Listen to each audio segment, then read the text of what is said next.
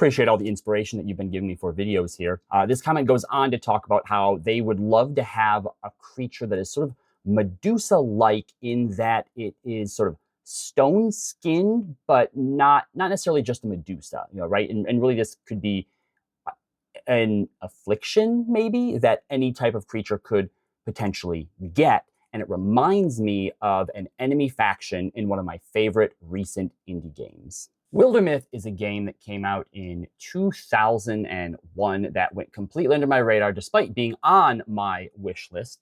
It is described as a game that follows heroes over their whole careers, from their pitchfork days to their powerful primes, on into old age and memory. It's a party-based procedural storytelling RPG where tactical combat and story decisions alter your world and reshape your cast of characters. It is heavily influenced by stories, by like folk tales, by tabletop RPGs. It is a wonderful game that anyone who is into TTRPGs and storytelling should absolutely take a look at. It is magnificent. In Wildermyth, one of the enemy factions is the Gorgons, which isn't necessarily a new thing, right? It's been throughout mythology, throughout fantasies, and all sorts of video games, tabletop RPGs.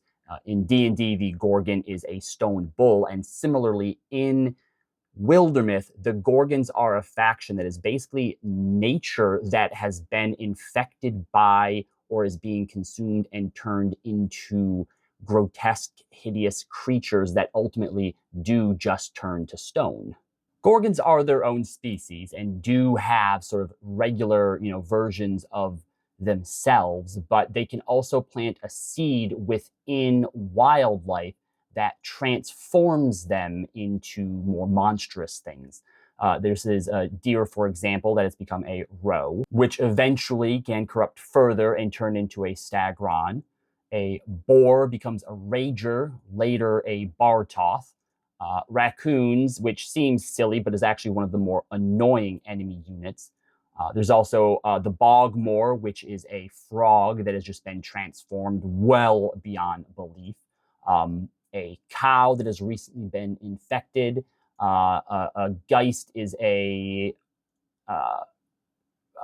bear that has been transformed, and then later on, when it becomes more powerful, becomes the Ursic. So if you were looking for some inspiration into creating creatures that are maybe something that we would normally know about, but have been altered in some way through sudden or temporary or partial petrification to have stone skin, go check out Wildermyth. A lot of inspiration to be had from that game.